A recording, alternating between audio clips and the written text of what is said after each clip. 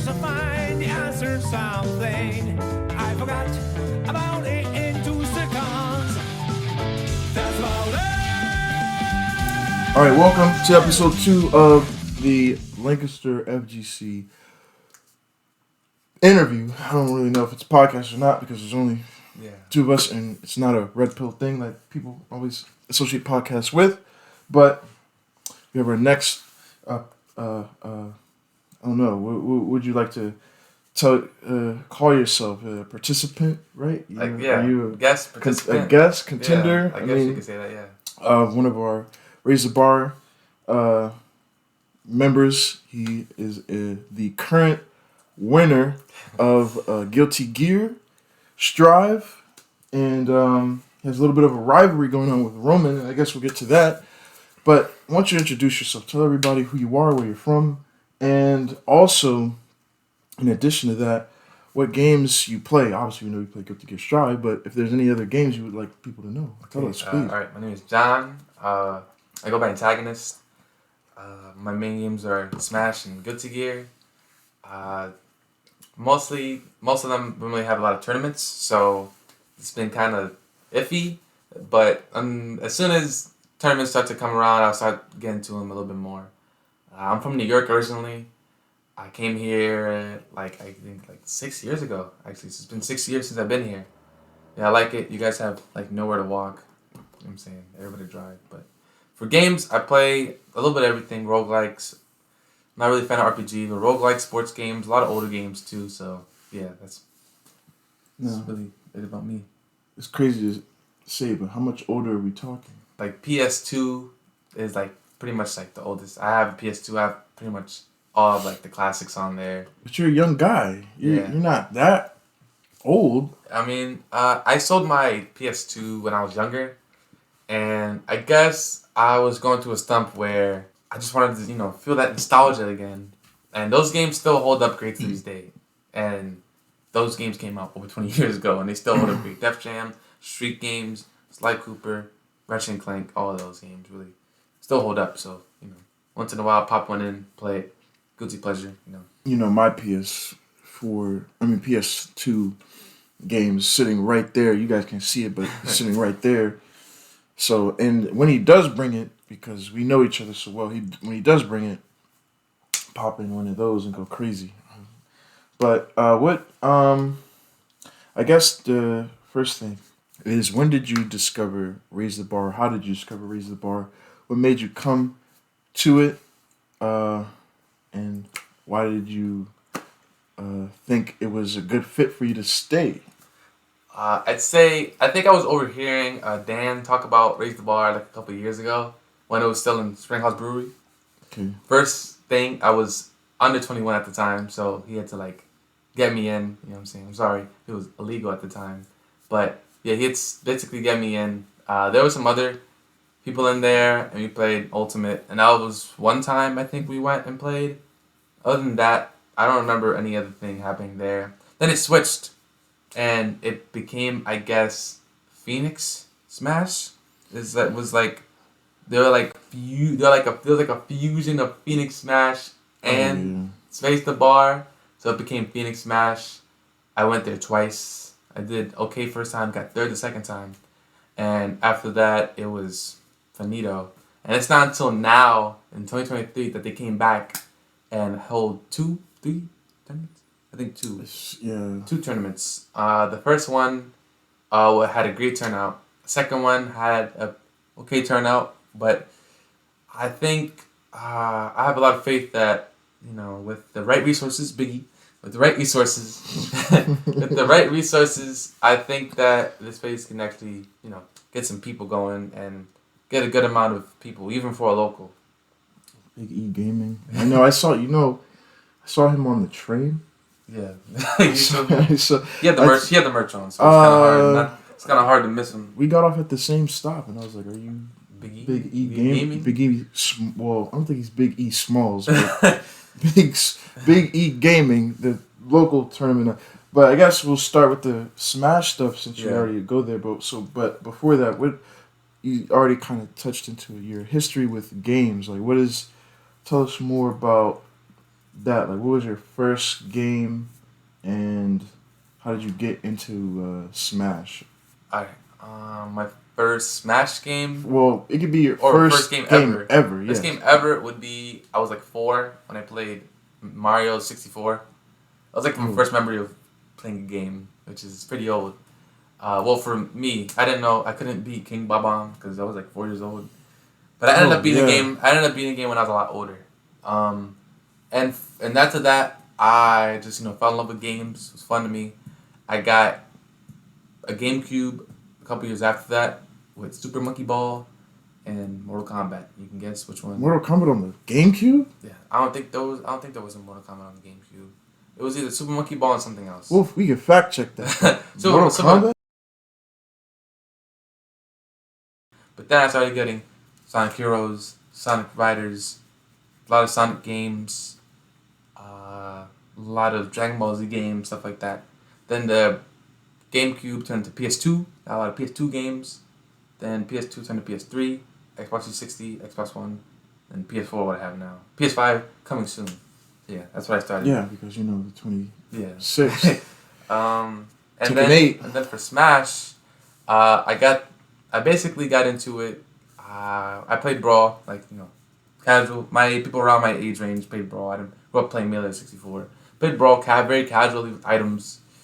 I think I made Lucas because he had a... Lucas? Yes. That's the last person. Yeah, he had a side B thunder thing. He has the... I don't know. I just liked how he looked. He looked cool. He looked like Jimmy Neutron with the clothes. And then I stopped playing Smash because I was playing other games. I played Smash 4 very casually with my brother. And then Smash Ultimate came out. I had a friend named Johnnydude. I was like, dang. Johnnydude. This game's really fun. I really like this game. And I told him, and I sucked. Obviously, I had no Smash experience. I had Smash experience, but I sucked. I couldn't upbeat a stage. I lost to his Dark Samus. He doesn't play Dark Samus. I lost to Dark Samus. I couldn't beat him. I couldn't beat him all. I would go there every day during the summer, every day, from dusk to dawn to dusk, losing every single day, losing. Saying to myself, I'm gonna win one day. One of these days, I'm gonna be better than him. I challenge him. I'm saying I'm gonna be better than you at this game because you like this game and I like the challenge. And lo and behold, Goku, huh? lo and behold, now I am considered. He likes to consider me better than him. I'd say we're even, but compared to what we were when we first met, it's like night and day. I was not even able to touch him sometimes, and now I bested him in tournament. I bested him in real life sometimes, Falcon Diddles, but it's crazy to see how much has come off of just a challenge. Off of yeah. You met him in school? Yeah, I met him in school. So, and then what did you guys talk about to spark the Smash thing? Because I don't think it was like a Smash conversation. I guess we sat at the same table, so we were kind of forced to interact with each other because teachers like to put people in the groups to force people to interact with each other. So, I mean that's not on them. So I can't blame them. If anything, for the better, made us friends. I liked he liked anime. I liked anime. Oh, so the anime. So the anime is where we came from. Then we started talking a lot, and I was like, "Yo, man, you want to hang out sometime? Go over to his place." I'm like, "Smash? Oh man, I remember this game. That was for the very first game. This is from the experience of Brawl. Yeah, the very first came out. I didn't have a Switch at the time. I got a Switch that Christmas, and I was like, "Yeah, this is pretty swag. It's a pretty swag game." And I got destroyed. I got mollywopped. I got massacred. Yeah. As you said, what character did he use, and what character did you use when you beat him? Because I don't know if it was the same. I used Snake actually. In Smash 4? No, not Smash. In Smash 4, I didn't play anybody in Smash 4. I played Didyou. I played. Oh, so you didn't play Johnnydude in Smash 4? No, I played him. I played him a little bit. I played him a little bit in Smash 4, but Ultimate is when I got my big Ultimate is with the okay. My first main was Lucina, then it was Palutena, then it was Snake was the definitive main. He played all the characters that countered. I'm set up. He's rush down. Mario, very aggressive Mario and Falcon player. So it kind of countered what I was trying to do. After a while, I learned the matchup. Got a lot better. But I figured out that playing him only didn't do as much. And definitely practice is what kind of showed. And the more I practiced, the more I got better. And then COVID hit, so it was online only. So by the time I was already getting up there to try to get a lot better and get those good ranks, COVID hit. And then everybody's kind of love for the game kind of went down because of online gaming is not really the best. Characters benefit a lot off of cheesing. Especially the freaking Ultimate online. It's not really good. We don't have rollback like other fighting games. So fighting Yoshi, Samus, Link, Game & Watch Sonics, all those characters, Nesses, they're not fun to fight offline. You would imagine how they are to fight online. So, yeah. Man, it's crazy because Brawl, my first main was, I think it was Mario. Probably DK as well, but then when you did Sonic was in the game too, but you had to unlock him. But when you did the story mode, when I got the chance to use Marth, I thought it was a girl because I thought it was short for Martha. But then the person I really was like, Brawl was my main was Ike. I liked Ike a lot. But after all that time, you said you ended up becoming a lot better, and you're now, which just came out, by the way. This came out. There's a Central PA leaderboards of the greatest Smash players in this region, and you made the top 20. That's true. And Johnnydude did not, by the way. So goes to show anybody can make it. Now, I met Johnnydude way before you did, and you went to school with him, which is crazy because I would think, something like that would be, he would bring you everywhere. But because it was Ultimate, you probably didn't know him before that. I met him during Smash 4. He was, let me see, I think it was at Zenkaikon. That's probably where it was at, because he was, it was Zenkaikon, because he was the only person that knew how to play the game. Because Zenkaikon, which people do not know, Zenkaikon is an anime convention in Lancaster, where it's hosted at the Marriott downtown, and they have, basically people know what an anime convention is. It's just a convention with lots of anime things and also lots to do, but the gaming room was where I at until I wanted to start things. This was 2017. Yeah, this is 2017. Typically at anime conventions, they're not competitive. They're more casual, so everybody was pretty much playing friendlies or free-for-alls. And if people don't know how Smash works, usually competitive Smash is 1v1, but in these more anime convention styles, it's pretty much anybody can hop on and play. And in Smash 4, there was 8-player Smash. There would be like a bunch of people at the setup, and we already had our controllers, but most of the time, that wasn't really the case. But I think around this time, people brought their own stuff because you didn't just show up with. So it was. I mean, you couldn't tell who was like really good until you saw them play because everybody had a controller because of the adapter. Yeah. Right. So we would do these free for alls, and then all the people that were trash would get destroyed, and then it would only be me and Johnny facing each other, and he would be doing these things that not a casual person would do, So then over time we got the friend code and stuff like that, and then he destroyed me with his Mario. Backslash!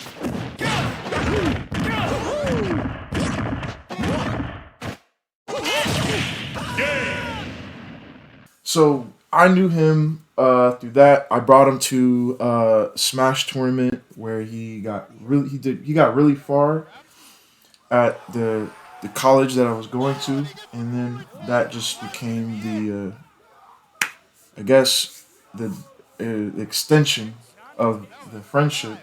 And we've done other things since then. I've been over his house, and things like that. But then John didn't come into the picture until 2019. Yeah, actually, 2018, 2019. 2019. Well, it had to be 2019 because Yeah, the game 'cause I came out. The graduated, game came out in December. Because So- I graduated 2019. so, and then we tried to get him to come to Zenkaikon once. It didn't work, so we had to wait till the next year, and then he came that time, which was a great time, by the way. Great. But it was the COVID. It was the COVID. It was held back by COVID, so we It was- get it. Like we made our own makeshift tournament. Yeah, and I had to bring the setup. So we had by the way, the year before I got cucked in a Tekken tournament because I beat the guy. I told him to go tell the dude. He put the wrong score, and I was waiting forever, and he told me that I lost and I didn't. So that always sucks about anime conventions. So but the next year, yeah, we went to the game room. There was Smash there. Or there was no Smash there because there was the previous few years. I was in the first Ultimate Smash bracket. I was going crazy. And I got second place because I was playing around. I will tell people I got first because I was in winners grand finals, right? But then there was a Lucina player that kind of took advantage of the situation. I was using DK at first, then I switched to my main, then I lost. I think I wasn't using Ryu at the time. I was only using Ken. And sorties suck, but there was a lot of notable people that are pretty famous smashers that were at the Smash 4 Zenkaikon tournaments. Ninja is one of them, not the Fortnite player. Ninja and Sandstorm. Sandstorm was at the first one that I went to when they didn't have a screen, they had a projector and they put it on they showed it on the wall, but he won those. But I was really close to winning a Zenkaikon bracket. But then they stopped. And then that's when when we went to the first one that we went to together, I brought the setup all the way from my house, took the bus, and there was 8 people on one setup, which you can imagine is a nightmare. Yeah, it was pretty swag, if I say so myself. But yeah, that was kind of the makings early on. Yeah. Who do you use in Smash now? Because that was years ago. Now, I've been primarily focusing on like Joker and Wolf, Sephiroth, but I'm probably just gonna go Joker and Wolf. I feel like those are my 2 best characters. Sephiroth is a good character, but he can be inconsistent in my eyes. Like he can beat certain people and certain characters, but I feel like against characters that I need to like beat, like meta ones, they're too fast. So I just go like Joker or Wolf. I'd say are like my mains right now. And what is, in your opinion, and you can be honest, what is the Smash scene like in your eyes? And also, what are the differences between Smash and FGC? I would say that Smash is a lot more welcoming. Not to say that other FGCs aren't welcoming, but Smash, since it's not really considered a fighting game, it's considered a party game. You play with your friends and stuff. Everyone has different outlooks and different ways to play it. Like some people have different ways of playing Street Fighter or Guilty Gear or Marvel, but sometimes for only people like you can't find Smash at an arcade. It's kind of home only, or one of those weird kiosk things with two controllers. Oh, Those tech demos that you would find at the dentist's office. Yeah, but I'd say you get people from everywhere, and that's where it shines. Every ethnicity, age, group, gender, it doesn't matter. I mean, a lot of people don't have a lot of places where they can talk about Smash and not either getting made fun of or nobody would care because like, oh, it's Smash, you know what I'm saying? But it's really good to see somebody really passionate about something and like to talk about it when they never get the chance to. It's just really good. I've seen it multiple times. I brought people over that are, hesitant to go because they want to seem like a nerd because they play Smash and they go to a tournament. You know what I mean? Tournament for nerds. But they go there and they love it. They love interacting with people, making new friends. and just interacting with people from like different backgrounds and stuff like that. Is there anything that is crazy? Like anything that's not necessarily negative, but things that are very unfavorable in the Smash scene? Because I know that for me, I don't like how clicky it can be. Very clicky. That also goes with FGC, but it's kind of different. Yeah. But what would you say? I'd say yes. I'm a big like proprietor of I don't care your skill level, doesn't matter. As soon as you walk in, it's just like you and me. It's like work. you and I are two different people. When we get tournament outside, I'll be real. Half of the people won't know who you are if you're a top player. They'll just think you're another guy that plays video games a lot. So my thing is, players, no matter your skill level, no matter who you are, we're all here to play the game. Please interact with other people besides top players, because not everyone's there to be the greatest. Not everyone's there to interact with everybody to play the game. Maybe they want to talk about something else. Play doubles, play casuals, play melee, play with items. You're there to have fun. You know, people who go there with the frame data, on the phone, walk around, showing people frame data and all that stuff. That's good and all. I understand that there's an audience for that. There's an audience for everything. But you should go there to have fun and meet people. You know, you talk about things that aren't Smash, whatever game, what you ate for, you know, because we're all human beings at the end of the day. Everybody should be treated the same way everybody else has, because we've all been at that place where we're not good enough, so people don't interact with us. There's some people like me, when I sucked, people didn't know who I was. They didn't want to play friendlies with me. They didn't know how, I had no sort of, sense of self in the club. And when I started to get better, people wanted to follow me. People wanted to ask me for advice. People wanted to play games with me without me asking. And I would play with anybody. I don't care about the skill level. Now, obviously, there's some characters where you don't want to really play, like a Kirby or a K. Rool or a Ness or a Yoshi or Game. Like, there's some characters you obviously don't want to play against.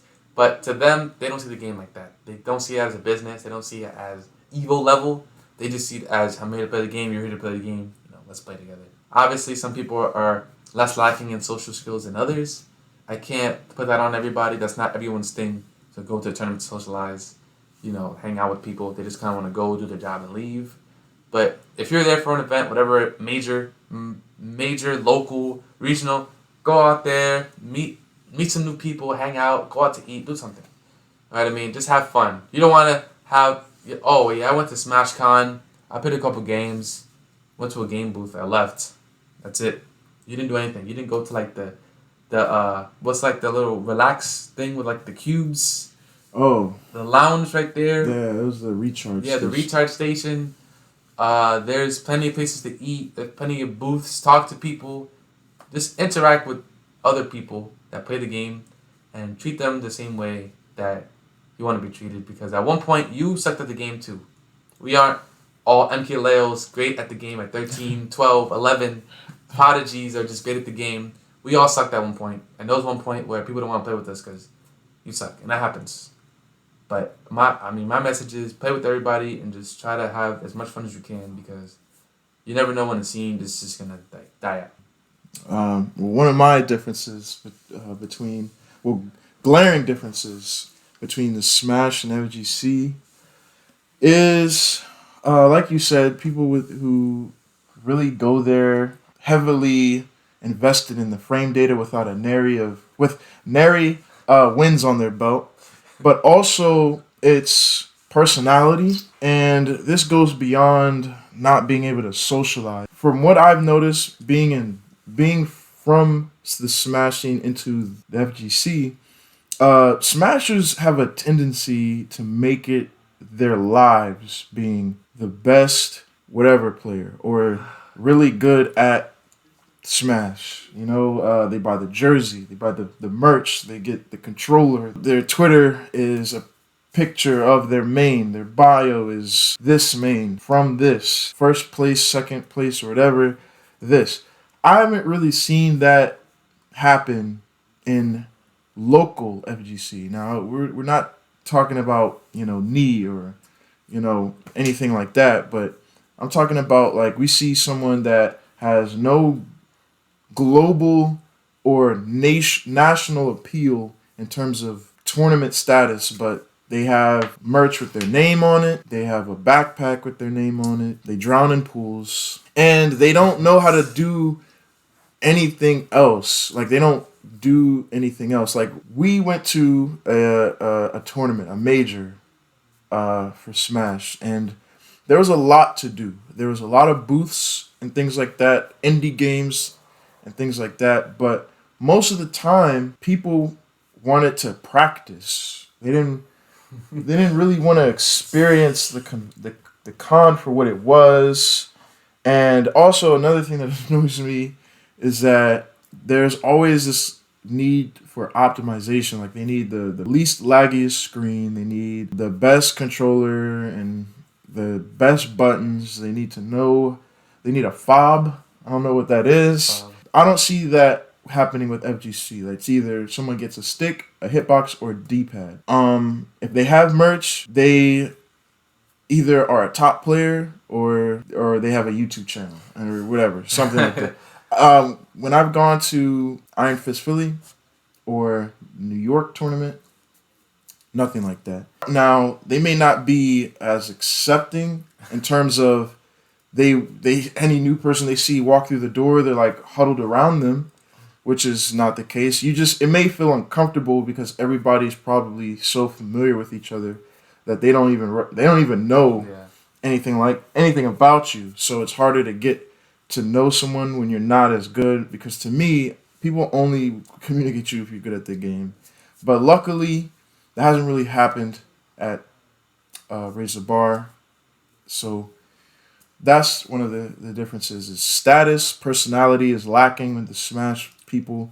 But if I had to say there's something good about the differences, is I would say there's a lot more women at the Smash tournaments than there are FGC. So FGC, need to pick it up. Not on a major level. So we're not talking about like UU or Cuddlecore or anybody like that. We're saying like on a casual local level, I've seen more women at Smash tournaments than at FGC tournaments. So speaking of characters, what characters are the most annoying to fight in any game? But we'll start with Smash, but there we already know there's a treasure trove of characters that we just hate to fight. But who would you say are the most annoying? Like Steve. I still can't wrap my head around what they were thinking when he was created. He just plays Minecraft. Plays Minecraft in the game. I can see there's weaknesses, but like you can't camp him because he mines. He just has access. He does everything in the game you need and does it so freely. You want an anti-air, you want to kill early, you want to edge guard, you want to run away, you want to rush down, he has it. He has clear weaknesses. I do think that once those weaknesses are discovered, he falls apart, but it'll be too late. It's too late. It'll be too late. But who else? Aegis, man. Aegis. Aegis, you can definitely tell who is a good and bad player depending on how they play Aegis. I'm like, dang, you're not really doing anything. It's kind of like they mash, they're super fast, no lag, throw them off stage, which isn't a good which isn't a good reason. Bad disadvantage does not mean bad character. Throw them off stage is, if that was the case, he would just throw everybody off stage because it's easy. That's the whole point, is to kill your opponent the fastest. Aegis is fast, and then he turned into Pyra Mithra. Then he got into Pyra and safe normals, kills early, kill confirms. Mithra's just mashing, super fast, can't hit her, very hard to lock down. And by the time you lock her down, she's already there. Anti-airs, edge guards you, but yeah, it's just she does everything. Also does like everything, and sometimes she just has no clear weakness watching her play. I think that's about it. Just the top tiers. There's obviously the Game & Watches and the Nesses and that, but those two are just like, man, I'm like, I don't really look Dennis forward. the Menace character. I really don't look forward to facing Steve or Game & Watch. What about Guilty Gear? Guilty Gear, oh man. Listen, I know I play Happy Chaos top 1. I don't know anymore because tier list is different. I don't know how it is now, but dude, Ram is like ridiculous. Crazy Normals. She has like full screen lockdown with a sword. Some people don't do a full screen, but Crazy Normals, crazy scramble game. 2K is ridiculous. 2D is ridiculous. Rekka's ridiculous. You have to ID it. Some people don't even know how to ID. So if you don't know how to ID Ram, sorry. ID. What's ID? What's ID? Or not ID. IB. Instant block. It's like instant block. It gives you. It makes it so they can punish it. Like people usually do. Rekka 1, 2, 3. You really want to like IB the second one so you can grab her, but they can delay it and counter hit the hell out of you, and then you just take 1 million damage. Bridget. Oh my god, Bridget. Bridget. Oh my god, Bridget. I think that's just a me for Happy Chaos main is to have a problem with Bridget. It's just a far slash roll so far. It just goes so far. She has so many fuzzy setups. That roll that she does, she can do high. She could do high, low.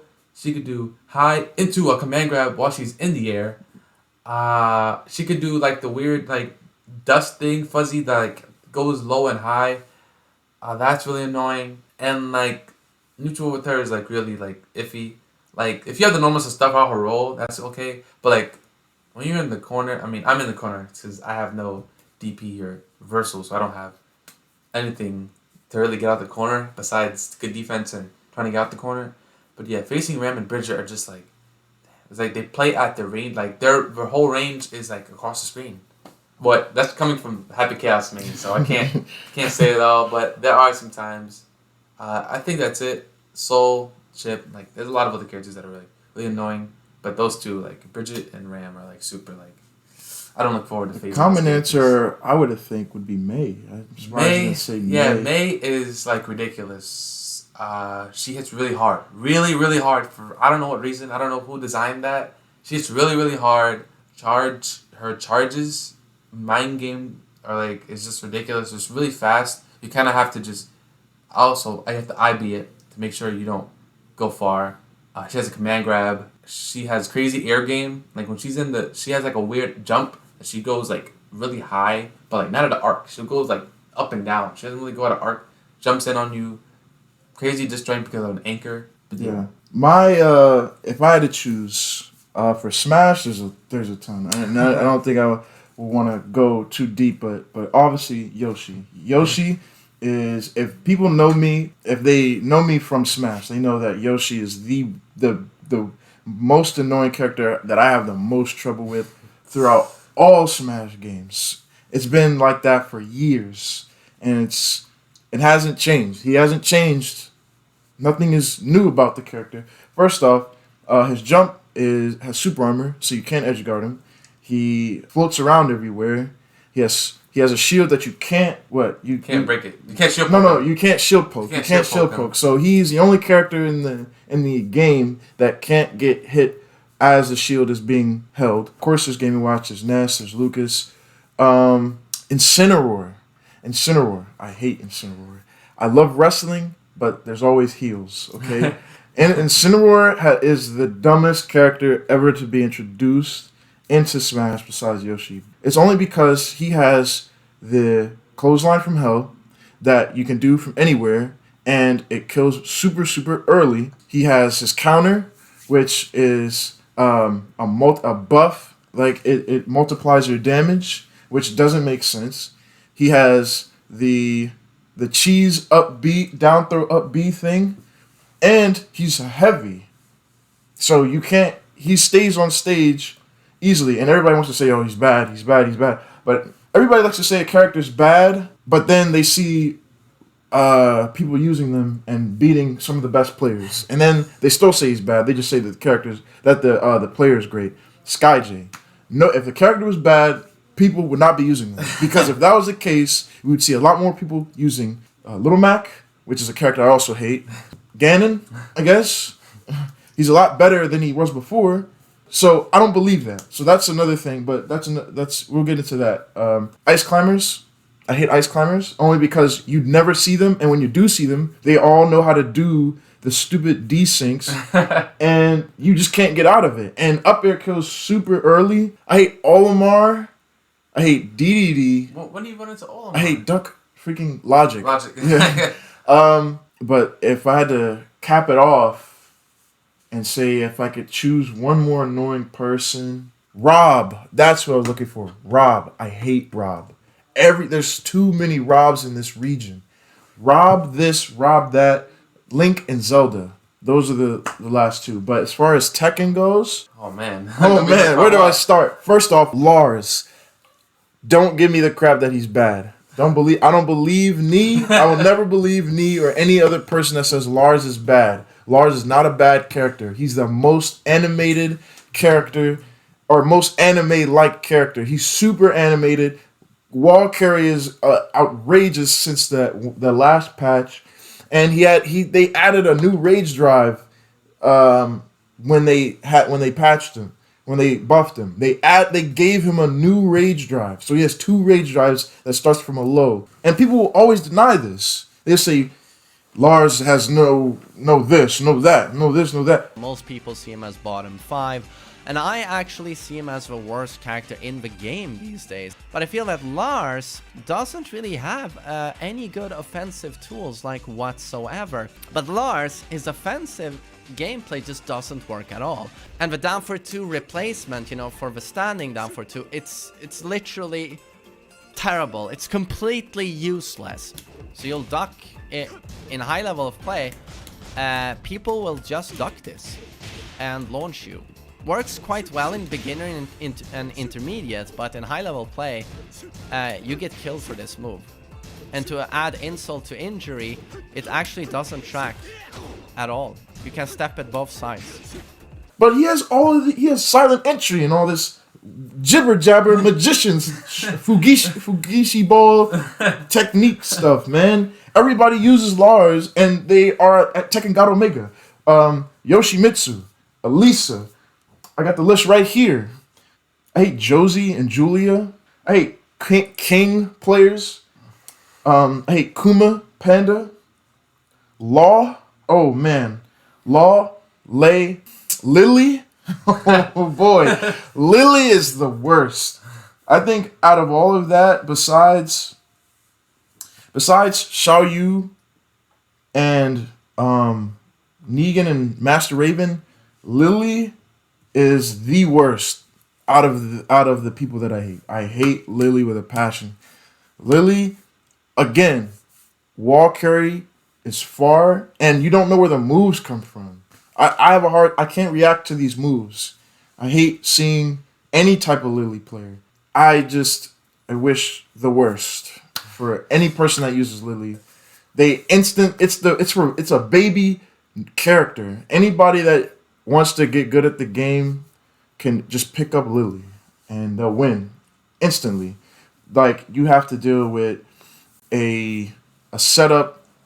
You have to deal with the setup where she has Wild Rising and it's counter hit. You have to deal with range. You have to deal with homing. You have to deal with a grab command grab. Same thing with Xiao Yu. She has a grab that you have to know how to reverse block, which is not natural Tekken. Or you can hold low, but you'll still get Oki. Just annoying characters. And I only use and that's why I use Katarina and Horon. I can't use Noctis because I just use them for fun. Yeah, I had to pull up the list to make sure I was accurate on that. But now that we got that out the way, we can step more to the FGC side of yourself. Okay. But before we get into that, I think one of the things that I thought of just now was if there was a community, like if their character was the best, like if it was any character, not a top tier, but if there was any character from Smash or Guilty Gear, if they were suddenly the best character in the game, what community would be the most annoying to hear from?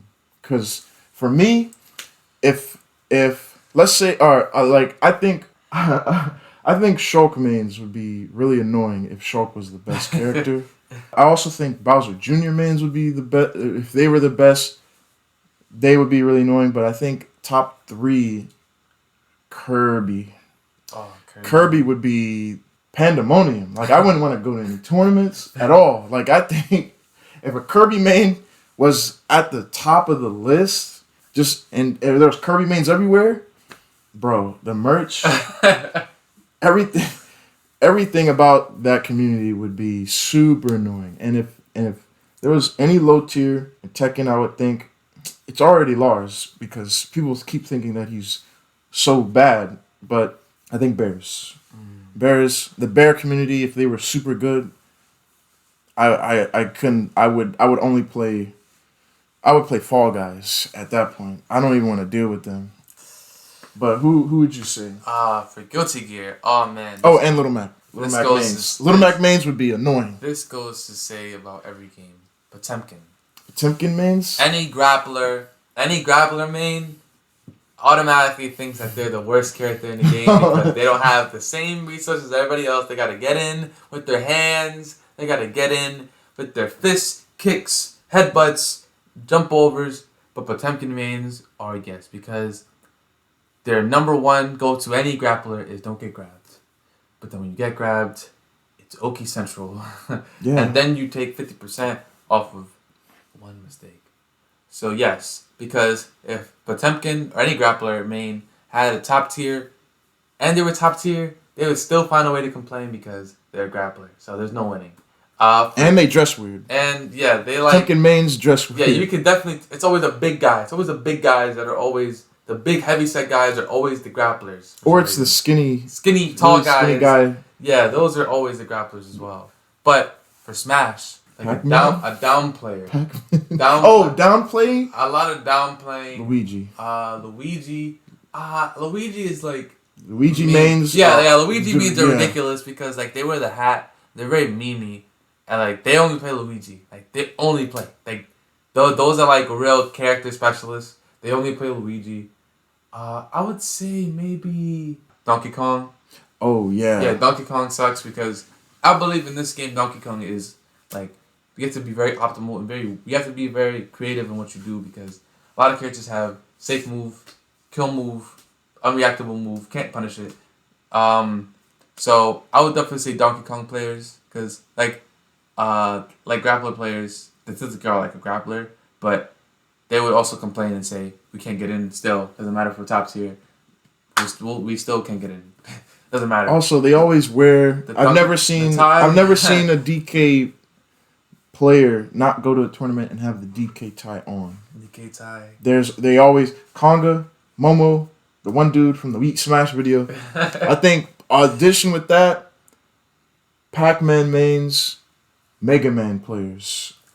They would be ecstatic. They would be ridiculous. They have all the merch. They already know the setups. They have all the merch. Yeah, enough of the Smash stuff. Let's get to the FGC half.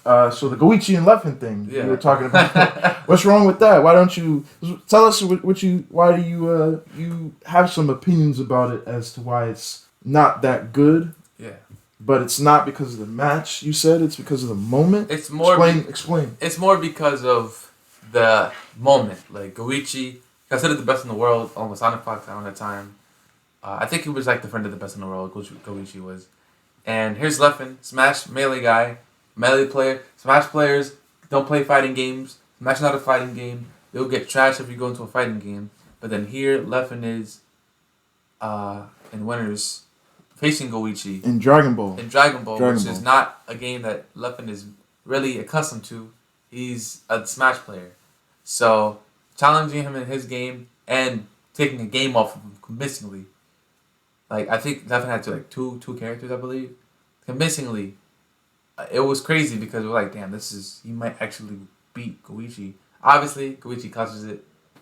But it was still crazy to see. But I don't think, me watching it, it was more like a you have to be there kind of moment rather than watching it and like hindsight, like, it was a good match. But it was more like it was more of everything outside the match mattered more than what was going on when they were playing. In my opinion.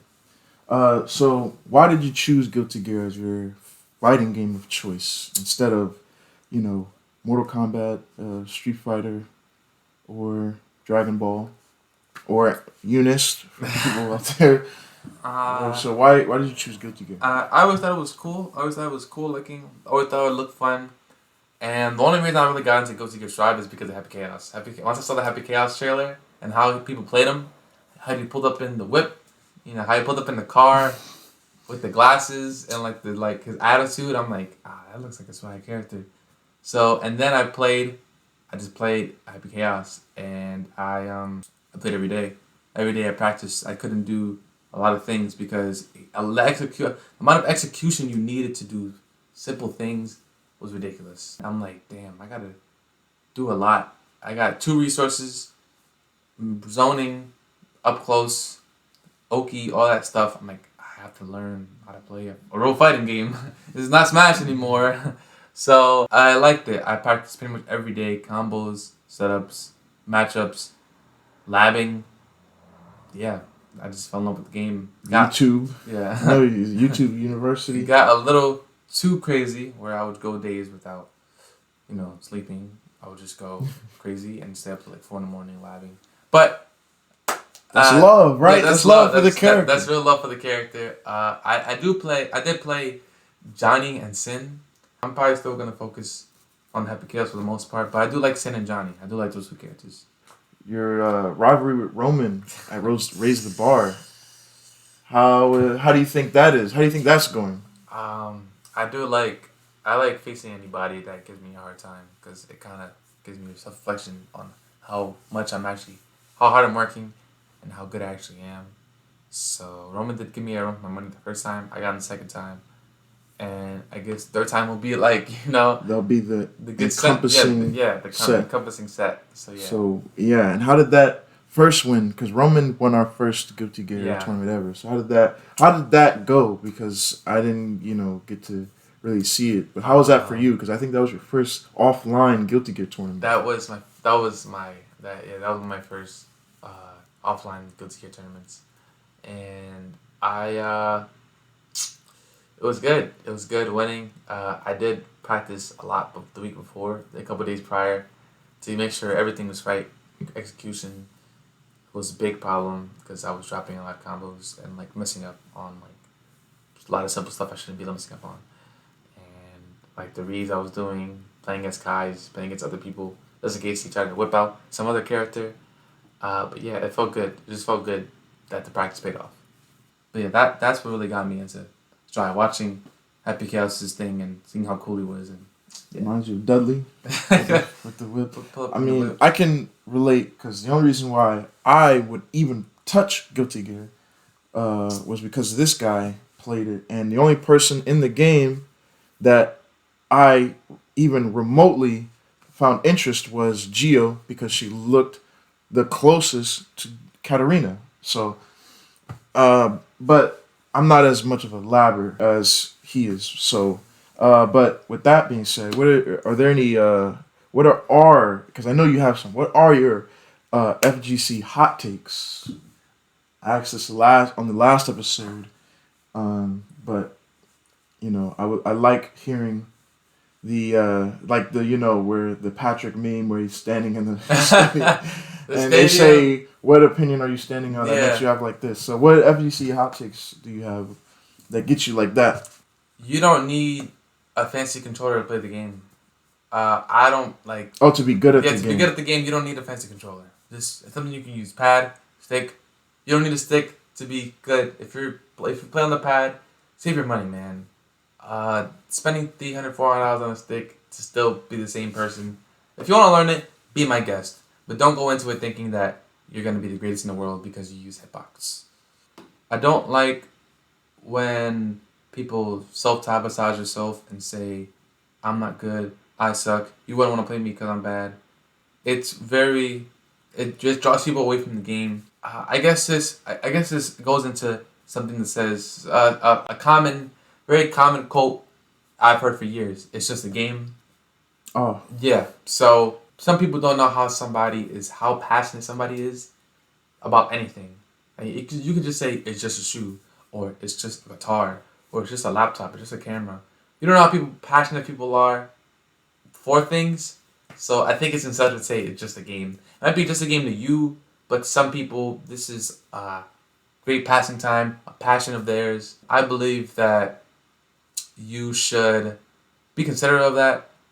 And I say that to say this: you shouldn't go out beating yourself up because you're losing at a game. In any place, in any way, I can say this: everybody has to start somewhere. If you want to be the best, if you want to be good, you have to do what it takes. A lot of L's. You know, Michael Jordan lost a lot. Kobe missed a lot of shots. Michael Jordan missed a lot of shots. They didn't shoot everything. You're gonna win some and lose some. So you need to put your best foot forward and try your best. Practice. Also practice. That's another good one. Just because you're not AI, you're not Allen Iverson, all right? He doesn't need practice because sometimes you're just naturally talented at things. But don't go 2-3 weeks without practicing. Go to a local and get mad that you got 4th, 5th, 6th. Getting mad you got 4th? Sometimes 4th out of 5 people? Yeah. But 4th out of 5 people. Yeah. But mad, but that you underplaced and you didn't get the placing you wanted. You need to practice as best as you can, because the next person who like you're trying to beat, they're practicing 10 times harder than you. 20, 30, 50. Sonic Fox practices. Punk, I don't think so. But Goichi does. Sonic Fox does. The best players in the world practice. Arson Nash practices 10 hours a day. Stuff like that. Not everybody has that kind of time. Grolanda had a kid and a wife, and he practiced like 3 hours a day, and he won a Tekken event. A Tekken, like, big major with some of the best players in the world. You need to also prioritize your practice on what's going on. Practice everything you need to make sure that there's no flaws in your gameplay. And yeah, I would say those are like my practice, saying it's just a game, and like self-deprecation, like beating yourself up because you're not that good. It's pretty safe, non-controversial hot takes, but I do agree, with the it's not a game, or it's just a game thing. It's kind of like when people say wrestling is fake. Obviously, it strikes a chord because it's untrue. And, it's like they don't understand. They just don't understand. But for me, mine are controversial. So get ready. Tighten your seatbelt, okay? First hot take that should be, it just should be everywhere, is that Mortal Kombat is the worst fighting game out of all of the fighting games. No one should play Mortal Kombat if they're looking to find some type of FGC appeal. The thing about Mortal Kombat that makes it lack an FGC appeal from Street Fighter, Tekken, even Marvel and Dragon Ball and any other anime game is that, one, the block button is ridiculous. I've never been a fan of Mortal Kombat's block button system. They could go without it. And B, the only reason people play Mortal Kombat is for the story and for the fatalities. Mortal Kombat is pretty much a trash game if they didn't have those two things. Combos are very weird, like the juggling and all that stuff. It doesn't feel smooth. It just feels like it's like you're hitting a punching bag multiple times until suddenly has bowling balls in it because the gravity becomes a lot more whatever. So if people are looking to call themselves part of the FGC and they play Mortal Kombat, I think they're mistaking themselves. I'd probably compare Mortal Kombat to Smash Brothers. And that's a hot take because people won't agree with that. The second thing is a lot of players, no matter what the game, a lot of players wouldn't be good or wouldn't be considered a good player if they can only rely on gimmicks. If you play a character that has a gimmick and that's the only way you can win games, or you can't use any other character, then you're not a good player. I don't care what people say about you. I don't care what your Twitter bio says. If you can I'll give you an example. If you're an Asuka player and the only way that you can get damage is by doing the Sabaki or doing the stupid ass unblockable mix-up Oki thing, you're not a good player. If you're Feng Wei and the only way you can win games is because you saw everybody else use Feng and you started winning games when before you're using Negan, which is an easy character, Marduk, which is an easy character, Noctis, easy character, and you can't win with either of those, but you can win with Asuka, you're not a good player.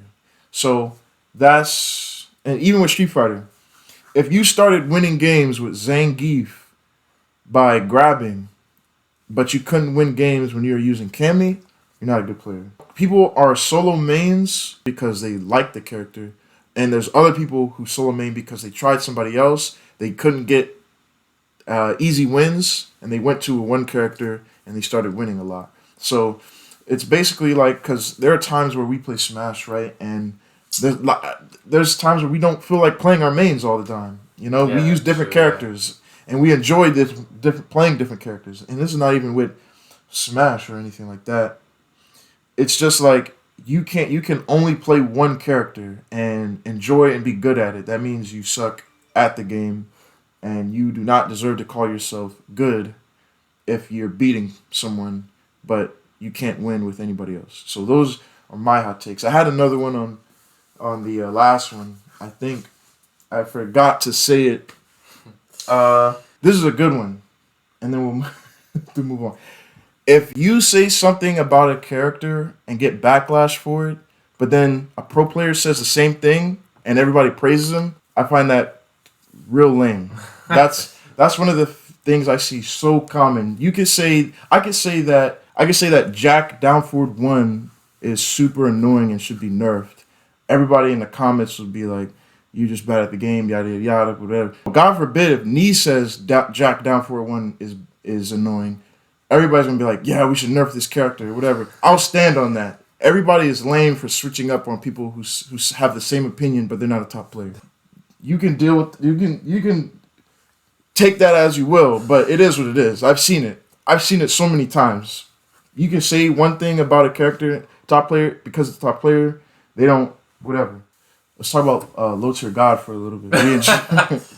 We enjoy LOWTIERGOD. We enjoy watching LOWTIERGOD. He's a funny guy. Yeah. He's pretty prominent in the FGC. Yeah. When did you start watching LTG? Like 2019, 2018. Was it the clips or was it the roasts? It was a little bit of both. Scrolling on Twitter, found him. I'm like, this guy is like really stupid. And then I kept like going on Twitter, kept finding him. I'm like, damn, this guy is like hilarious. Like, and what he does is like pretty funny. I just popped into streams. This is when he was still playing Street Fighter 5. So. Yeah, dude, we only know about Street Fighter 5, and I only bring this up. I know it sounds random, but we bring it up because of a lot of our language has derived from some of the stuff that he says, like cuck, Balrog, and we know what we mean by that. Balrog, some other stuff. Whatever your opinion may be, but we find him funny. I think one of the funny things about it is we like to make fun of his singing ability. Because there was something where he's talking about where he pissed in a bottle or something like that. But we just kind of enjoy watching LOWTIERGOD. Is there anything that from LOWTIERGOD that you remember that was like the funniest? Because I do. Dude, when he it's just funny he rages. The roast he comes about and people's the roast he comes up with on the spot about people in the chat are like ridiculous. Is there a specific one? You don't have to say like everything you said, but is there one? I don't know which one you're talking about. The one the chasing him down in the snow. The Covenant Cloak. The Covenant Cloak. That was funny. What's another good one? The one where he says, you work in a great hour shift. You peek through the door. You see Two Stallion, that's a good one. But most of those are like on the spot. How he rages is like ridiculous because like he'll just complain. Like he said one time he said I didn't get opened up. I just got tired of blocking. One thing that said apparently Abigail mains can't get laid. Like stuff like that. Stuff like that is like fun. Is like hilarious to me. There's also, for me, it's the pizza one. The pizza box. The pizza box. There's the Saturn stick. Oh. Stick. And there's also the one where he was, I think he was either talking about Ally and Captain Zack. Yeah. I think that's the funniest Yeah. one. But also things that he said, like when he said, "Why read science fiction when I love sci-fi?" You know, but I actually got to play LOWTIERGOD in a game of Smash and did not go well. I mean, I won, but he left. But you know, he said that I couldn't take a stock without doing a Shoryu, because I use Ken and Ryu in Smash, if people don't know. But then I proceeded to do that and kill him without using Shoryu, and it did not satisfy him. I had a swag Cloud game, and somebody in the chat said that Cloud was inspirational, and he banned him. But I can't find the video. I have the video of the other one, but I can't find the video. But yeah, he's a real cool dude. If we were to meet him, I think that would be cool if we could meet him. But other than that, he's pretty funny on the internet. But now I don't know. He really doesn't game much. I think he's changed a lot since then. But I still watch him. We still laugh at a lot of his stuff. They're timeless. You know, 6'5", peanut butter complexion. And he was on that TV show, The Challenger. I think that's how a lot of other people got to know him. I think I would have known him earlier if he got the Tosh.0 thing, because I was huge into Tosh.0. Apparently he had a chance to be on it, so I probably would have found out earlier. But yeah, the Challenger thing. I wish they did more of the FGC reality shows like that. You know, I was hoping they'd do one with Tekken, you know, where they did the same thing but with Tekken players. But it did not come to pass. Now that we got that out of the way, how'd you come up with your Antagonist? My Antagonist. My name was Enemy beforehand. Antagonist, enemy. Syllables. You know, the antagonist, the enemy. Syllables? Synonyms? Synonym. Oh yeah, synonyms. Crazy. Syllables. Yeah, you know, they mean the same thing. So, sound a lot better. There's already a Bowser name, enemy. Then what's it? Freaking Xanadu. I was like, yeah, I'm not gonna do this. That's where logic's. Yeah, but yeah, I chose Antagonist. Sounds cool. Yeah, that's really it. Where would you like to travel for tournaments? Because I know we've already discussed you've gone to SmashCon and other places like that. Yes. But where would you like to go? I would love to go to Combo Breaker.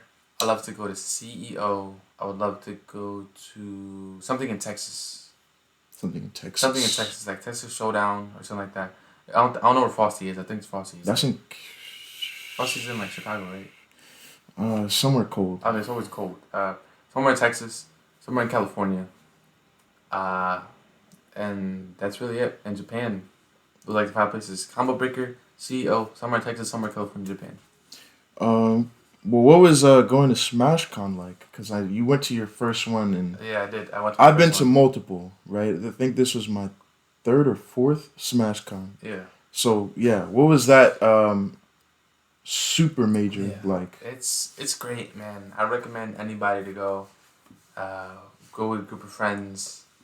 You go by yourself. You know, you never know. Some people might not be into the same thing. You know, don't want to drag people along somewhere. You don't want to drag people along to somewhere that they don't want to go. So if you can go by yourself, so be it. I wouldn't recommend that actually. Yeah. I think you should go with people who want to go with you, because But it makes it a lot better. Because you're going there to see 1,000+ attendees, and you don't know a single one, and it's hard to break out of your. Yeah, but I did like it. It was fun. Obviously, the people around me made it way better to hang out with. So we did have our moments. We did have a lot of godlike moments. Like what? You know, Michael Jackson experience, Taco Bell guy, Oh. rap battle, sex dice. The rap battle? The rap. In the car. The cipher thingy. Turkey Hill situation. I think when we got stuck, we had to wait for the Uber. I think doing the electric slide. Yeah, electric slide was pretty cool. Korean barbecue. Korean barbecue. Yeah, I feel like SmashCon is more of the things where you want to do everything but play Smash. Pretty much. Yeah. They also had a Tekken setup, by the way. They had a Tekken setup there. Tekken 5 and Tekken 7. He took a picture of large mirror. Yeah, go look at that. That was not he took a picture of the large mirror. He had to sit there while Bad Fur Day was on the screen with a pot, and he was, he was like, "What am I watching? I don't know what this Looney Tune nonsense is." Also, the people in the line talking about going on the stage. Under the stage with each character. There was the mural. That was spray painted, graffitied, by the way, hand graffitied over the time. Meeting top players, seeing all the other games. Karaoke would have been nice if we got to go up there. That's what I. Everybody but him. Everybody but DJ got to go. Yeah, well, it's whatever. Double Frank Sinatra. And also, I think. Well, I don't know about top 8. Did you like top 8? How was top 8? For you? Dude, it was crazy seeing it in real life, and the buzz was on a run. He faced the Game & Watch, Steve again. So I gotta give it to him. He fought an uphill battle with considered a not good character, and he's the only Rosa around. But seeing that kind of thing with your boys is crazy because you're just going crazy. Yeah, you never know if something happens. Insane. Yeah, you never know. It's very unpredictable. And the hype kind of eats I guess you succumb to everything that's around you, and you're just and the energy's great. It just feels really good seeing whatever's going on. Steve Game & Watch is not really entertaining, but what can you say? I think the coolest thing about going to any major, not just SmashCon, but any major, is you get to see people from around the world for the first time. If you're from a small area like this. You're seeing people from Japan, you would never think you would be able to see that. Or you're seeing people from even as close as Canada or Mexico. And also, which is the funny part, is you seeing 30-year-olds wanting to take pictures with 16-year-olds because the 16-year-old is probably in the top 8, which is weird. But the stand-up special, which we'll go to the grave with. But the stand up that I got to do up there and whatever happened with that. New Year's. Talk about that. You saw LL Cool J, right? New York. Saw the ball drop. How was your New Year's? I just spent it with family. You know what I mean? Usual. We didn't really do anything. We just sat there, ate food. Got to eat my grandma's rice pudding, which I haven't eaten in a decade. So that was great. That was life changing. But yeah, that's really it for me. That's just family, friends, did karaoke. My dad made me sing Dreams. Dreams? By Fleetwood Mac. I'm not hype about it. What else? And then he gave my brother Simply Red, which makes no sense. It's not fair. Well, I know. Wait, what other songs did you at karaoke? Red Wine. Red Wine? Yes. And Wicked Games. I don't know what that is. Wicked Games? I'm pretty sure you've heard it, but you just don't know the title. Who is it by? I think his name is something Isaac. Okay, so I don't know. Yeah, okay, so you should. Why don't you do something crazy? So yeah, but the LL Cool J, what was wrong with that? What? He's just there every year. He's there every year. Shakes hands with people I know he doesn't know who the hell these K-pop or Sabrina Carpenter people are. I know he doesn't know who they are, but out of respect, because they know who he is. Because LL Cool J was on Hawaii Five-0. Yeah, that's it. Oh my god! So that's your grandma is the cook, and your dad knows how to cook. Yes. Are you gonna be passed down that the cooking ability? Hopefully, because we didn't get to your family a little bit. Yeah, hopefully, yeah. But my dad, I feel like he's withholding the recipes that hold everything together. But yeah, if I do, I'm definitely gonna be chefing up very soon. So hopefully he teaches me a thing or two. Another thing that you were pretty fond of is basketball. Yes. Basketball. So how did you get into basketball? You Yeah. don't play it, do you? I used to play when I was younger, not anymore though. Okay. But watching basketball. Watching basketball, yeah. It's being around my dad, likes basketball, playing it, watching it. It's just fun. I like the sport. I like sport a lot. It's cool. It's a cool sport, you know. I have no idea what or how the basketball is played or anything like that. But is there a particular like team or I'm sure it's going to be the New York Knicks, but is there a team? Is there a player that you like seeing? Is there anything about basketball that is just tell me, just go crazy with the basketball, please. Tell me what about basketball is your thing, favorite player, sports or team, things like that. My favorite player of all time is Kyrie Irving. I'm pretty sure it's like Uncle Drew. Uncle Drew, man, like the way he plays basketball, it's the kind of thing that makes you want to get up and play. Like, go out and dribble like he does, and you can't do it because he's been doing it for years. But it's just the way the game is played. So many styles. Like just with a ball, you can do so much with a basketball. Handles, man. Handles, shooting, like so much creativity you can do, and so many different styles, so many different players. I like the Knicks. Of course, I'm from New York, but they sucked for like a very long time. Last time they went to the good finals thing was like the 90s. So, but I'm still a Knicks fan till the death. You know what I'm saying? I represent New York. My grandfather isn't because he's like weird. But yeah, I'd say my favorite player is Kyrie Irving. Favorite team, Knicks. Before Kyrie Irving, I'd probably say Rajon Rondo from the Celtics. I really liked him. He was very fundamentally sound. Fake passes behind the back, screens.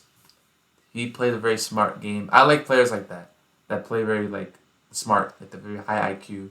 Like you got the John Stocktons, Chris Paul, Rajon Rondo, like those kind of players I really like watching. Let's see, yeah, that's about it for basketball.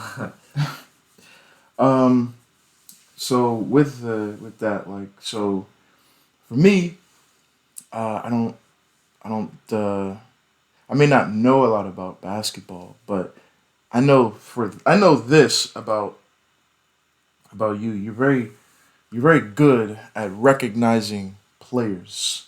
That's correct. He has a talent of knowing. If I were to say the ball guy from the 90s that was on the Nuggets or something like that, and I said their number, you would know who I'd be talking about. So, that being said, I'm going to give you a player. You can tell me what team he's on. We're going to see how well you know these people, okay? All right. So, we're going to start off with number 30, light skin, great shooting handles. Plays for Steve Kerr. Let's say Steph Curry. Player from the 60s and 70s that wore goggles. Scream. Came to Jabbar. See? Not lying. Number 0. Oh, here's another one. Number 0 on the Portland. Well, currently, he's on the Bucks now, but Damian Lillard. See? I don't have to say anything. The power forward who is from the team that won the NBA Finals last year. Is that Nikola Jokic? See? He knows positions. Oh. I think that sums that up. Okay, what music do you listen to the most? Genre-wise? Yeah, genre, artists. What type? Let's get into your music. Genre. I said genre. Crazy.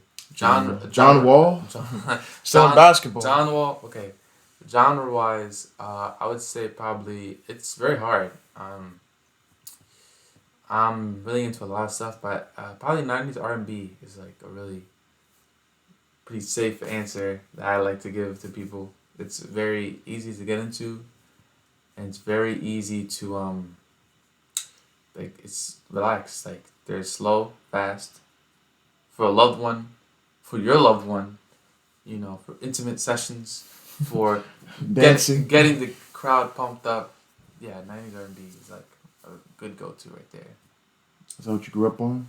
For the most Being part, from New York? yeah, for the most part, I grew up on 90s R&B. My mom loved neo soul, Erykah Badu, Floetry, Amy Winehouse, Brandy, Monica, Lauryn Hill, people like that. She loves those kind of people, and 90s R&B as well. My dad, you know, Biggie fan, of course. What a surprise! 90s guy, Rap. 90s guy from New York, Biggie fan. Biggie, Tupac. Terror Squad? For the most part, yeah, I would say Terror Squad. Crazy. Noriega, Dipset, yeah. A little bit of everything. Then everything else comes from my grandfather. All the rock and jazz and fusion stuff comes from my grandfather. Oh, shoot. I'm glad you brought that up. Your grandfather is probably the most interesting man on the world. Besides the Dos Equis, Dos man. Equis. What do you think about your grandfather is probably makes him so, like, darn cool to be around? I probably just the experience. He has stories for days, you know, like any old person. They have stories for days, and they go far in between. Like, What's some cool stories that your grandfather has? he was apparently a really great track runner. He used to run against people in college when he was in high school. He was a really, really fast guy. He has medals and stuff. He joined the basketball team to get closer to a cheerleader. So it was good enough to get on the team just to be with the cheerleaders. He didn't care about the game. He didn't care about the game. He skipped a couple grades. He skipped like 3 to like 6th grade. And what years are these? Is this like... It's like the 70s. The 70s? 60s, 70s. Oh, where they used to say read, write, arithmetic? Yeah. He was born in 1949, so like 60s and 70s. Yeah, like that makes sense. He learned like instruments from his dad. Dad was a guitarist, but he played the drums. My grandfather is a timbale player, which is a type of drum. Think of like a bongo, but you think of like DK bongos. Yeah, think of like a timbale. Think about a bongo, but you use sticks for it. It's not with your hands. Oh. Yeah. Or with your hands sometimes. So it's a drum. Yeah, it's a drum, but like it's not a bongo. It's not like, yeah. Like DK. It's not Randy. Yeah. So, but you use sticks or you use your hands. Yeah. Now, just because I'm waiting for you. This is the only reason why I brought this up. Where are some people that your grandfather has met that you would think these people would want to know or would know? First, Bill Cosby. I'm sorry. He did meet Bill Cosby. He met Bill Cosby. He met the Bars. He met Earth, Wind & Fire. All three? Yes. Damn. Avatar over here. He met Jimi Hendrix He met Jimi Hendrix. He met Brothers Johnson. I don't know if you know who that is. It's the like 70s band. I believe he met Herbie Hancock as well. Very prominent jazz player. Very, very big jazz player. Tito Puente, if you don't know who that is, he's really the godfather of like any sort of Puerto Rican music that come out. It's the godfather of salsa. Think of like Michael Jackson, but for salsa. For salsa, yeah. Tito Puente is like #1 up there to anything. So yeah, that's some like the big people that he's met. Man, if he only met Michael Jackson. But the Jimi Hendrix one, he told me about that one. That was crazy. That was amazing, and I'm pretty sure he's not lying because he got interviewed for something. I forget what it was for, but he was on some show. Yeah, I can send it to you. It was a podcast. I can send it to you. Yeah, because I didn't watch it yet. The interesting thing about what you talked about earlier, when we were talking about the PS2 games, was other games that they're like fighting games, but they're not FGC. So what do you think Ninja Storm and Def Jam could be like a legit FGC game? Def Jam, yes. Because, one, there's no mirrors. You don't have to worry about that. Oh, yeah, I've never noticed There's no mirrors. You can't pick the same character. But there's different character, like, the archetypes. It's brawlers, grapplers, kung fu people, people who box. But yeah, I could definitely see Def Jam being esport. But the one thing is probably not because there's so many banned characters. Half the cast is banned. Sticky Fingers is banned. Snoop Dogg is banned. Method Man banned. Busta Rhymes banned. A lot of banned characters. What's the shadow guy? Oh, yeah. Prospect. Yeah. Suspect. Oh, suspect. Yeah, He's banned because he has maxed out everything. Any custom characters are banned. All like half the cast is banned. Other half the cast is still viable. Stages are banned. No, not the Sticky Fingers fire one. You can't use that one. I've seen people play on the Crow one, but you can break the window there. So like, that's lame. But people play on the mini cage, the small cage. I'm pretty sure you've seen it. It's like the freaking smallest stage in the game where you can't really run anywhere. And the game has infinites, but I still think that if there's a esport for it, Shrek Super Slam, and no one even thought that was a fighting game. That was just a party game where you just fight, and people created themselves for that. And it's like meta. It's like meta for that. Then yeah, but Storm 4 or Storm at all is very weird because it's an arena fighter. It's made by people who made Tekken, and Namco people. That's why Lars is in it. I would definitely say that it's weird because the game is like from a spectator standpoint, some people don't know what the hell is going on. It's just because they like Naruto. Yeah, so I would say I would give Ninja Storm a chance because it is weird, but I can definitely see some people playing it at like a high level. But yeah, I would say it could be considered an esport or a fighting game. See, I was kind of hesitant because Def Jam, I wouldn't think so, just because it's too quick. Yeah. It's too quick, and it's like no one could really surpass anyone in the game unless you've already been playing it for so long. Plus, how it came out, you know what I'm saying? Like, it's harder to play. And on top of that, it's hard to combat. You know, you gotta know strict timing and reversals and all this stuff. I think it's really hard to play for it to be like a real viable esport, for people to like wear a jersey, at least wear a jersey, you know, like to be sponsored by somebody, because at the timer, people are pretty much dead before it strikes a minute, you know. Yeah. And even with the banned characters and stages and stuff, I've seen Joey Bag of Donuts use Slick Rick and just win a match, and they're on to the next one. And most games, even in Mortal Kombat's case, don't end that quickly. So, but Storm, I would figured it could work because it has that leeway. I mean, even Jump Force, J-Stars, if that was somewhat successful, well, maybe not J-Stars. That was somewhat successful, yeah, Kenshiro. Double Kenshiro. Double Kenshiro, double Luffy. Yeah, some stages banned there too. They would have to probably ban double picking characters. But even still, it wouldn't be enough. But yeah, I've seen people play Jump Force competitively, you know.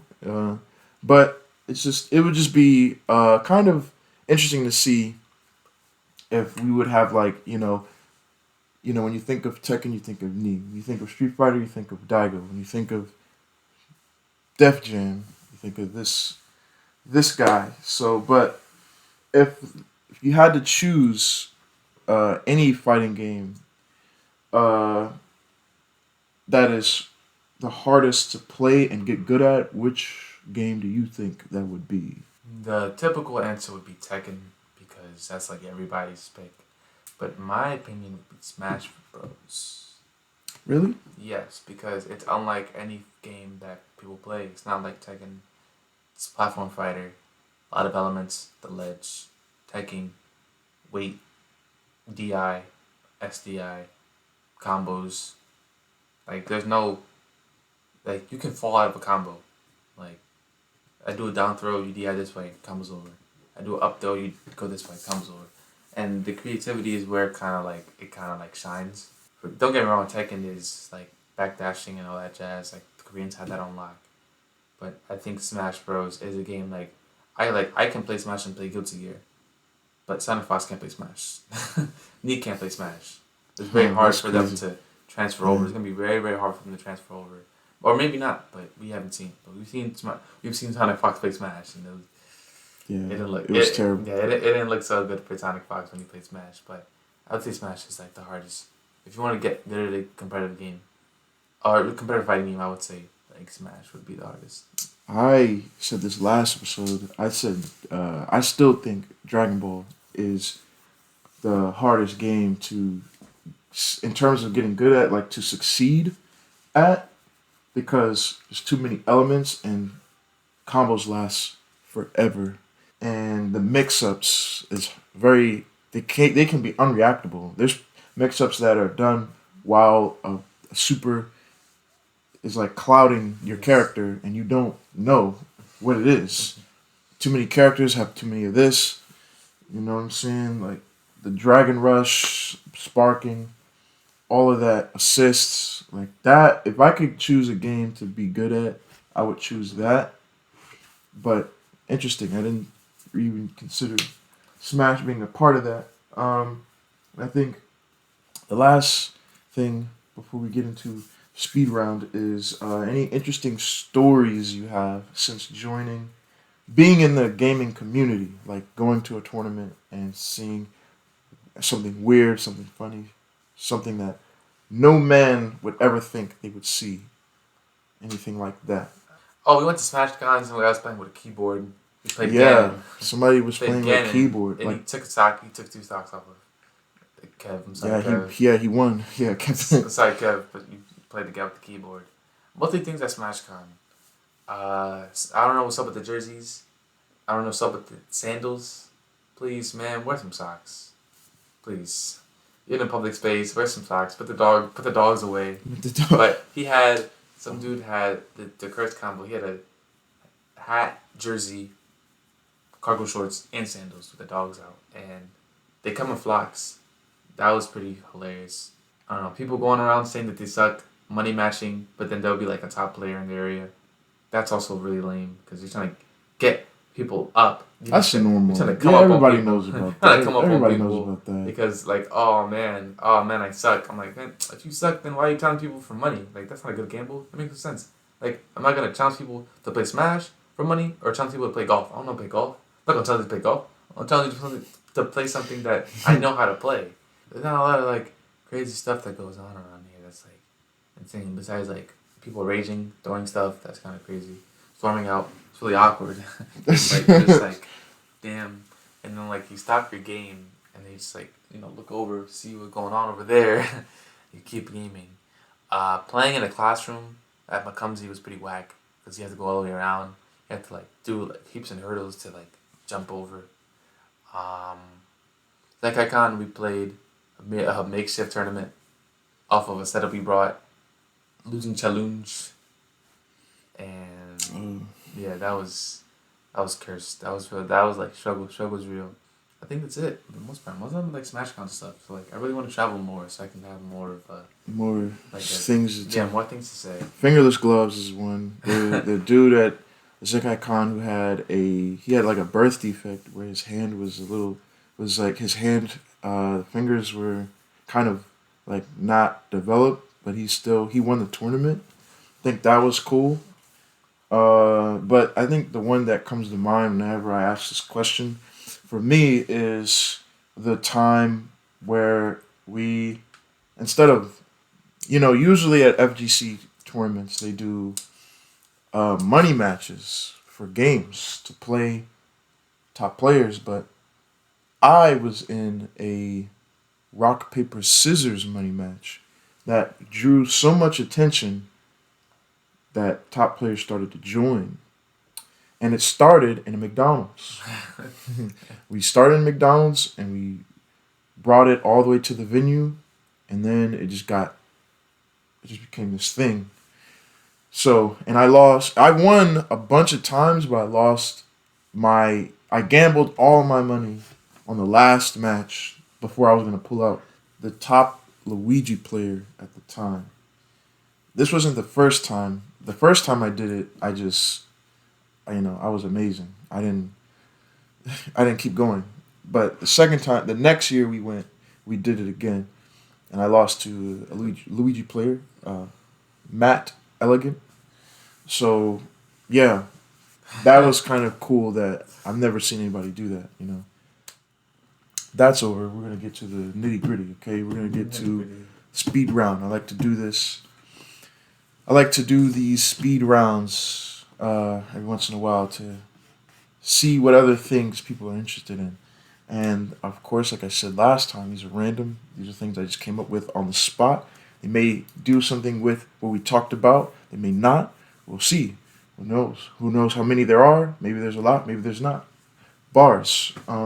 And I may think of some on the spot, too. So you got to be ready. And now how this works is I'm going to ask you a question or questions, and you cannot explain them unless I want to know. Okay. So let's get started here. Okay, so Fortnite or Apex? Fortnite. SmashCon or Evo? SmashCon. Jordan or LeBron? LeBron. Okay. Favorite basketball finals game? Game 7, Cavs versus the Warriors. I saw that live. That shot was ridiculous. The foul to give as we come up on a minute remaining. And they're putting Curry in the pick and roll, trying to get him on Irving. Irving and Curry, one-on-one. Irving puts it up. It's good! Kyrie Irving from downtown! Yeah, that was the last one that LeBron won. Oh, not he won the one with the Lakers, but that's the one where I saw that live. That was crazy. That was a crazy shot. Rank all of the Smash games from worst to best. Ultimate is worst. Ultimate's the best. Ultimate number 1. Smash 4 number 2. I'd say it would just be in order of the game. In order of Ultimate to 64. Yeah, that's so trash. Cause I haven't played 64. I know it's like not the beat knees. I would say from that order that they came out in, just reverse it. Favorite moment from SpongeBob? Man, there's so many. Let's see. One would probably be when they're on the Flying Dutchman's ship. They're helping him out, trying to I guess I forgot what the thing is, but they're helping him out. That whole thing was hilarious. Dude. The monkey's fist, the monkey's chain, the monkey. The monkey chain! The monkey's fist! The monkey! That was funny. Take it or leave it. They're going through the portal. It was just whenever the Flying Dutchman shows up. Whenever the Flying Dutchman shows up, it's hilarious. Your Mount Rushmore of enemies. So 4 of my favorite animes ever. Samurai Champloo, Afro Samurai, Psycho-Pass, and Fully Cooley. I would have to look it up, but yeah, those are the 4 that came up to my mind. Interesting. No Naruto. No. Money Made DR or Big Walk? Money Made. How come?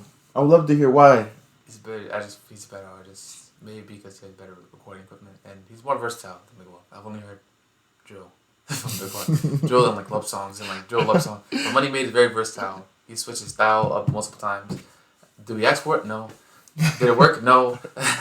But I like I like how he's not afraid to go into different areas and experiment, because you never know what sound is your sound. You never know. I had to ask that just because I know him. That was fair. You guys may not know who that is, but so Big Walk or DBJ? How about that? DBJ. DVD only has one song. Your top 5 FGC matches, and tell me what they are and then where they rank. Okay. One Daigo versus Momochi, the Pinga finals. Anytime Daigo plays Momochi, it's just look forward. But man, this was ridiculous to watch Smash the class of Street Fighter knowledge. They know each other so well. They're playing Chodo's traditional, how Street Fighter's supposed to be played. How the old people play, how Street Fighter's supposed to be played. And it's just entertaining, man. Fighting game player or not, that it's just very crazy. But I would put that at like 4. It's not the best, but it's still one of the greatest. Bonchan versus Kazunoko CPT 2015, I believe. I think Bonchan won that one. I think it was Kazunoko. I think one of them has to win. We'll But find out. I forgot who won. But watching Kazunoko play Yun in a way that's aggressive. He's not really an aggressive character. He's supposed to be really just control based because he has Grenade and all that jazz. And seeing him rush down Sagat is crazy because it's already hard to get it. It's already hard to get into Sagat. It's like his defense, Tiger Knee, Tiger Uppercut. And Kazunoko always wakes up legs, always wakes up with something, wakes up super. So like he's very aggressive and it's very scary to see him. I'll put that at like 2. Number 3, MKLO versus Samsor SmashCon 2018. Shoot. It was a crazy set. Samsor thought he had it in the bag because he beat him in losers. He beat him in Weather Sun losers, and it was just like, you just saw the man get it. You saw a man get dismembered, and then like it was read everything he had to do, and just show what it meant to make a comeback and to adapt. And I would put that at I'll put that at like 3. Lost Soul versus Hotashi Frosty Frostings 2022. I'm pretty sure they're great friends. They both made the same character in Guilty Gear Xrd. And during the match, you can see them talking to actually put each other. After each round, they talk to each other. And then after each game, they would get up and get each other's face. So it was really good to see that kind of thing. It's kind of great to see that kind of thing, that competitiveness, that fire, to see it live. I'd say that's number 5. And number 1 would be Omito versus Nage, Evo Japan 2018. This is a point where Omito was like definitively the best in the world. Like if he entered something, he was winning convincingly. There was no losers run. There's no reset. He's winning it. Johnny player, really optimal, really destroyed everybody. Nage, he played Faust, character specialist. A lot of Japanese people are character specialists, like Daru Ino and Marlon Pai, where they only play one character the whole game. And watching that set was crazy. Faust is ridiculous. He's a meme, but he's really good in that game. So watching 2 of the best Japanese players duke it out, and watching somebody actually make Omito stop and take a break was insane to watch. So I would put that at number 1. Right. What's your favorite Pokchop meme? Poke pot moment, I'd say. When he's playing someone, he's on the phone. He's on the phone like this when he's facing somebody and he's beating them with Josie. That's hilarious. Hey, we're doing a lot. Hey, Chop, you're doing a lot of spinning right now. What's up? I'm cooking right now.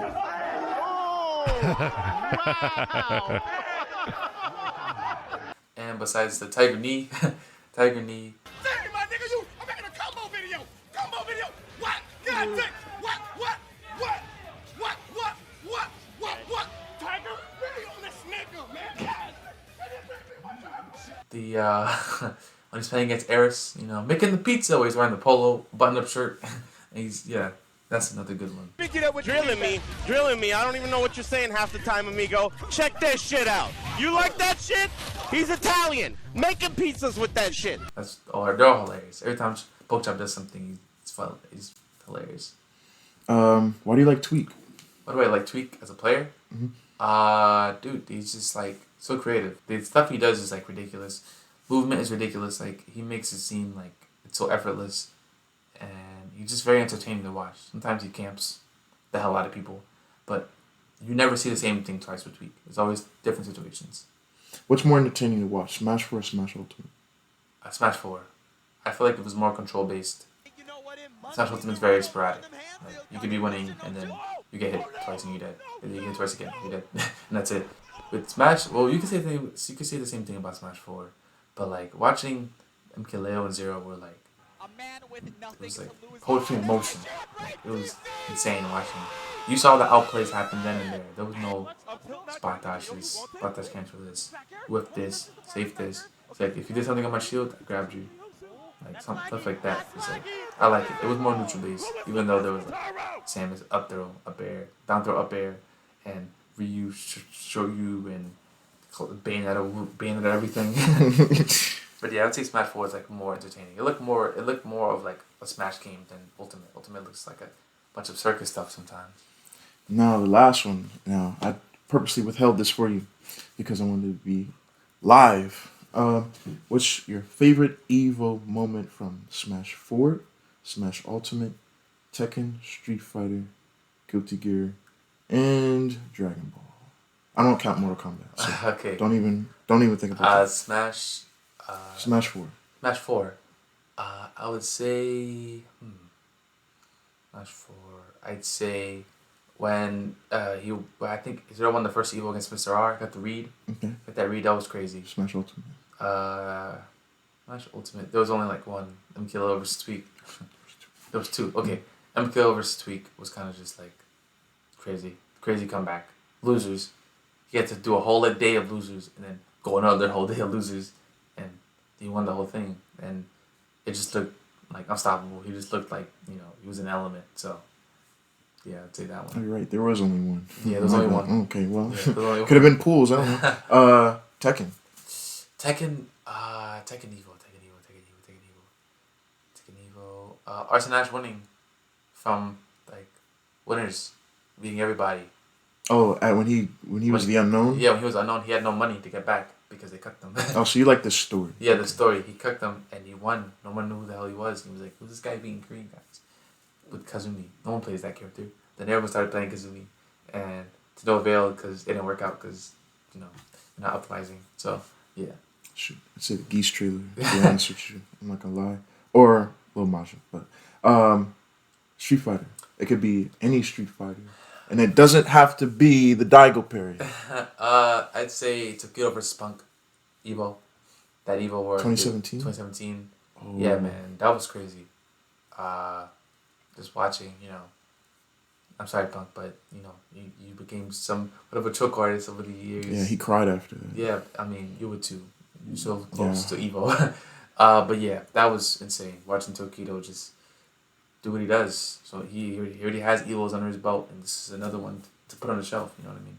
Guilty Gear. Guilty Gear. Besides the Omido versus Nagi one. Oh, that was at Evo? That was at Evo. Yeah. Oh, that was Evo Japan. But the one at Evo was Lost Soul. I think he beat Teresa, and he became the first American ever to be in the top 8 Evo. Ever. He's the first American. Before that, well, those Americans in Evo top 8 now. But before him, there was no other American. It was just Japan. Dairo Ino is from Korea, but so I don't know why they're from Korea. But and Infiltration, but okay, but and freaking Wushige. And the Wushige one was crazy. Yeah, I don't know why you didn't say that. That's what I was thinking. I would say Lost Soul because he was by himself. He was the lone American on the side. He didn't make it. He made top 8. So, but yeah, I would say that one. And finally, Dragon Ball. Dragon Ball. I don't want to say the Sonic Fox Luigi ones. Those are too easy. I would You say. can say it if you want. I would say Nitro versus Wawa. Oh, where he flubs? Yeah. You like flubs. And just Wawa was considered the best in the world at the time with the French.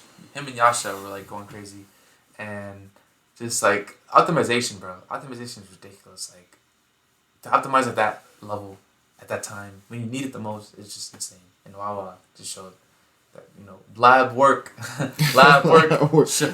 shows off. Why do you think the French are so good at Dragon Ball for some reason? It's that region I see the most successful. Yeah. No Lord Knight, no Enzim. Yeah. But I see like French people really good at Dragon Ball. They kind of have Wade, Yasha, and Wawa are kind of like running stuff, and I don't know why. They have their own play style, and they all created like metas around the characters. Like Wade plays hit. Yasha was the first one. I think he was one of the first people to do the Fusions 17. I was the first person to do Fusions Adult Gohan, and he's made better teams, and now everybody plays those teams. And they're just like, I don't know, they're just really good at the game. Same thing why Koreans are good at Tekken. It's kind of a weird thing because Tekken's a Japanese game. Crazy. It's just a weird thing or Pakistanis are good at Tekken. It's just a weird thing. Yeah, they took that away. Yeah, but that's like a weird thing to be good at, and they're all just good at it. I don't know why. That's just... Since you said Smash and Guilty Gear were your only 2 games, if you had one last DLC for each of them, what would you choose? For Guilty Gear, I don't know. I definitely want Slayer in the game just to see how he will fit in the engine. It's different because they've been changing. They changed Johnny. They changed Elfelt. So they're probably gonna change whoever is a newcomer. They changed Testament. Whoever's a newcomer is gonna be changed. So I would say I definitely want a guest character though. A guest character in Guilty Gear is needed because Negan. no, please. No bats. We had to deal him. You have to deal him.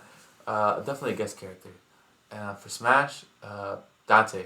Dante Virgil. Damn. Somebody from Devil May Cry. Dante Virgil, Beautiful Joe. Somebody from Capcom. Somebody from Marvel versus Capcom. Somebody from Capcom. Ryu. He's already in the game. Yeah, he's already in the game. Kim. He's already in the game. But okay. Like Don't Beautiful Joe, like something like Frank West, somebody like that.